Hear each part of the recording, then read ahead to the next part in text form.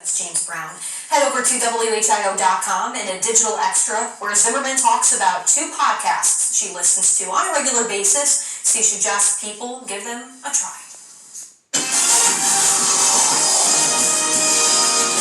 Here's another look at those images out of Greenville today where high winds knocked this tree over on top of a car that was sitting in a driveway. This was at Lakeview Estates. But again, Robert, these images put into perspective how strong these thunderstorms can be in the Miami Valley, and this is why you, McCall, broke into regular programming to keep everybody safe. Yes, severe thunderstorm warnings. What that entails are winds of at least 60 miles per hour. As the Weather Service thinks that a thunderstorm could produce winds like that, and large hail. Actually had some instances of hail too. At least a couple storm reports where we had hail the size of a quarter. Now here's a loop of the radar from about 11 a.m. to about 4 or 5 o'clock.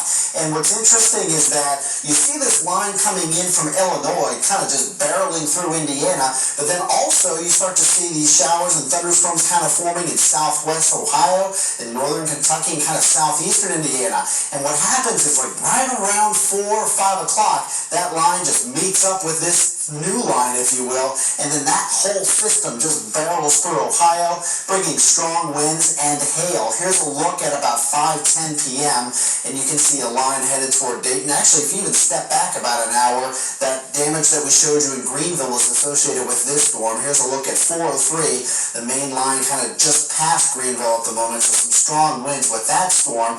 And then at about 5:10, a lot of you sent in pictures of a shelf cloud moving through, and I was looking at it live out the windows here in the Weather Center, and it was pretty looking, for lack of a better word, but with it packed a punch as far as some winds were concerned. And so when you all took it, or a lot of you took that picture and sent it in, this is what it looked like on radar. You see that rapid change from green to red, indicating that heavy rain was coming through. Right now, it's quiet, but we're not done with the rain. We could see some more tonight. 67 degrees at the moment with some mostly cloudy skies. Winds out of the south-southwest, and it's going to feel a little bit cooler. This was all in response to a cold front pushing through the Midwest. Now, the rain that we can expect, here it is. I was mentioning it.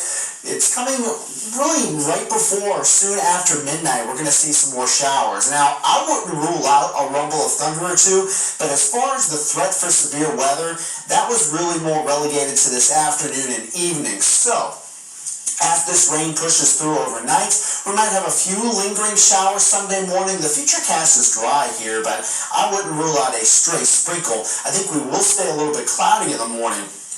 Then as we move into the afternoon, you'll start to see some more sunshine. Sunday will feel a little bit cooler with temperatures in the 60s, and then pretty quiet into Monday too. Perhaps a few morning clouds, but we will see some sunshine with probably the coolest day of the week on Monday. So 69 for the high Sunday, 68 for Monday. Pretty pleasant, mostly sunny.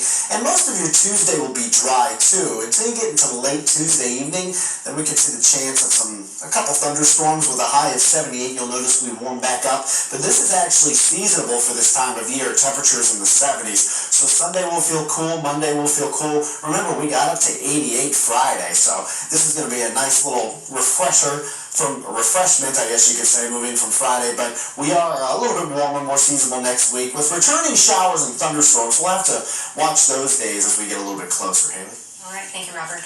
And look at these images out of northwest Ohio. That is a school bus on fire. This was in Bryan, which is about an hour west of Toledo.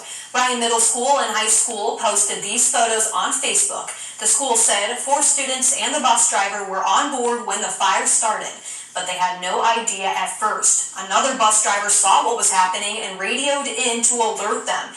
Everybody was able to get off safely. Bryan's transportation director says a wiring issue may have caused the fire. News Center 7 is